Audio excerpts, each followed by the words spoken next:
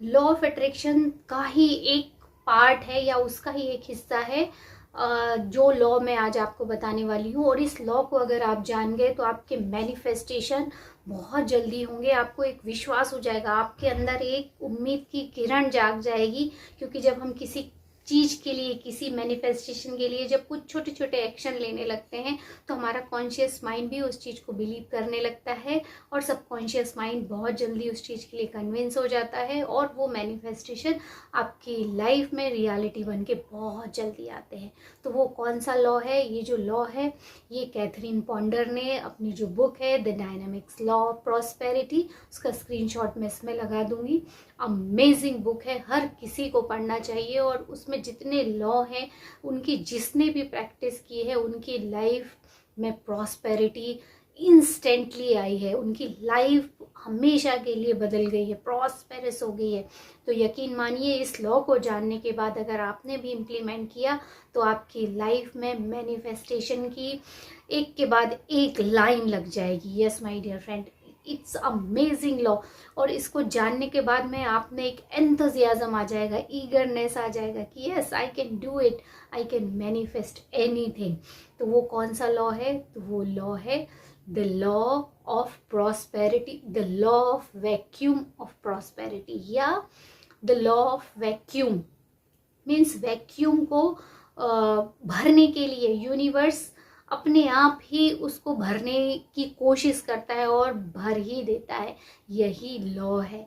मान लो आपको अगर आपका जैसे एक सिंपल सा एग्जांपल है, वार्डरोब ही ले लो, वो अगर क्लटर से भरा हुआ है तो नई डिजायरेबल चीजें कैसे आएंगी, नए क्लोथ्स उसमें कैसे आएंगे? तो सबसे पहले उसको डीक्लटर करना है, मतलब स्पेस बनाना है, खाली स्पेस बनाना है। जो भी आपकी डिजायर है, जो भी आपके मैनिफेस्टेशन, आपको जो करना है, जो इच्छाएं हैं, उसके लिए आपको पहले जगह बनानी चाहिए। तो मान लो आपको क्लोथ्स के लिए ही आपको वार्डरोब को जैसे खाली करना चाहिए, मीन्स डीक्लटर, यानी जो चीज़ें आपको नहीं पसंद है उसको अलग कीजिए और एक जगह बनाइए। तो वो जगह अपने आप आपकी मनपसंद चीज़ों से भर जाएगी। मान लो आपको एक पर्टिकुलर अमाउंट में पैसा मैनिफेस्ट करना है, तो आपके बैंक बैलेंस को आप ऐसे इमेजिन कीजिए कि अभी मेरा बैंक बैलेंस जो है वो वैक्यूम है, वहाँ खाली जगह है और वो ही जगह ईश्वर उसको भरता है।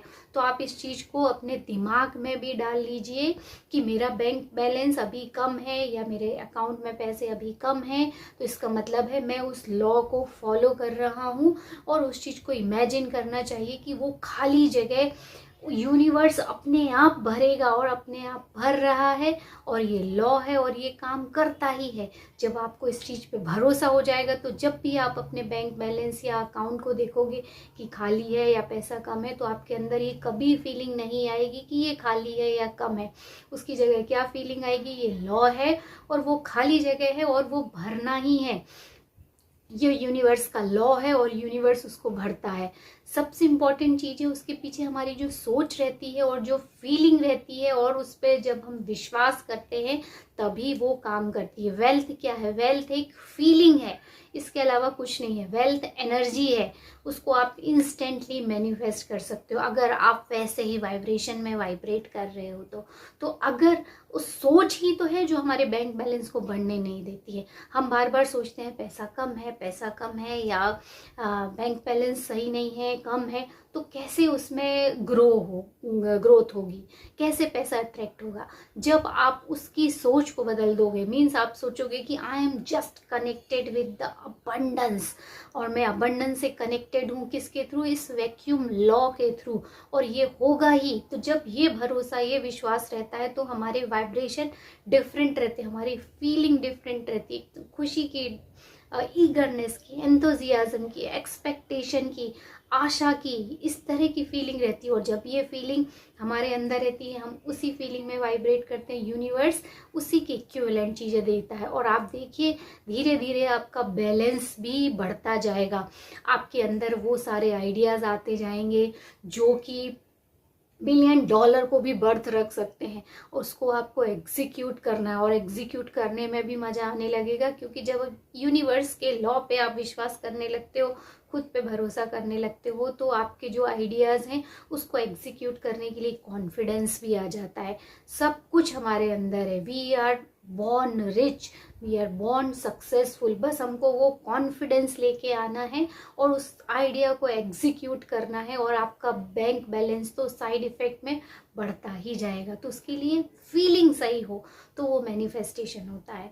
इस लॉ में क्या करना है आपको, सबसे पहला तो जो मैंने बताया, मनी को मैनिफेस्ट करना है तो उसकी फीलिंग को आपको चेंज करना है और इस तरीके से मनी को देखना है।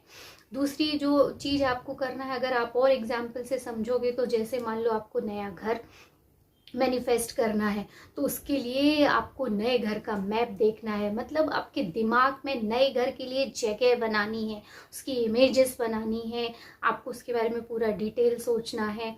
जैसे मान लो एक फॉर एग्जांपल आपने अपनी अलमारी को पूरे मीन्स क्लटर कर रखा है, तो उसको आप जब डी क्लटर करोगे, पुराने कपड़े निकालोगे, उस नए कपड़ों के लिए जगह बनाओगे, तो नए कपड़े अपने आप ही आ जाएंगे। वैसे ही हर चीज़ के लिए आपको जगह बनानी है, मेंटली जगह बनानी है। मान लो आपने किसी के लिए, आपके मन में गिल्टी है या फिर कोई ईर्ष्या की भावना है, कंपटीशन या कुछ भी आपके लिए गलत जो भावना है किसी दूसरे के लिए आपके दिमाग में है, तो उसको तुरंत फॉरगिव करो। जब आप उसको फॉरगिव करोगे तब आप नई फीलिंग के लिए जगह बनाओगे।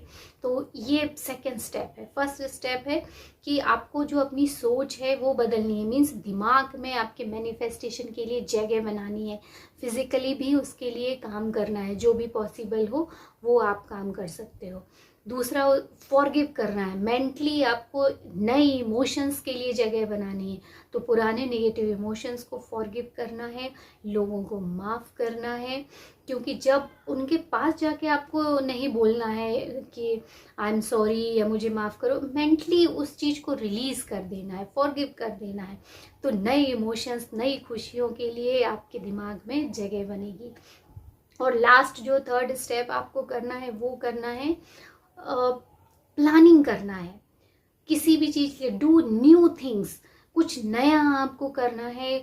आप जो मैनिफेस्टेशन करना चाहते हो उसके लिए प्लानिंग कीजिए। प्लानिंग आप मेंटली भी कर सकते हो, या जैसे मान लो आपको न्यू हाउस अट्रैक्ट करना है चाहिए, तो उसके लिए आपको मैप वगैरह बनाना है, या नई नई कॉलोनी में जाके आप देखिए कि कौन से प्लेस में आपके लायक घर है। मतलब मीन्स आप जो जो कर सकते हो। जॉब चाहिए तो उसके लिए प्लानिंग कीजिए, कौन सा जॉब होना चाहिए, कैसा होना चाहिए। मनी मैनिफेस्ट करना है तो उसके लिए भी प्लानिंग कीजिए।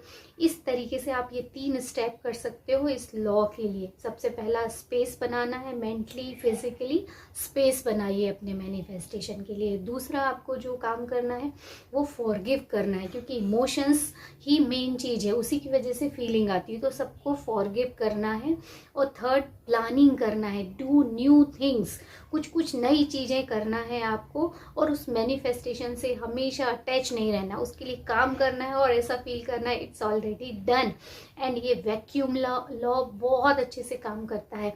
आप इसको प्रैक्टिस कीजिए, 7 डेज प्रैक्टिस कीजिए, इट्स इनफ। और 7 डेज के अंदर आपका मैनिफेस्टेशन हो जाएगा, श्योरली हो जाएगा। और आप कमेंट बॉक्स में वापस इस वीडियो में आइए और कमेंट लिख के बताइए कि आपके कौन कौन से मैनिफेस्टेशन हुए।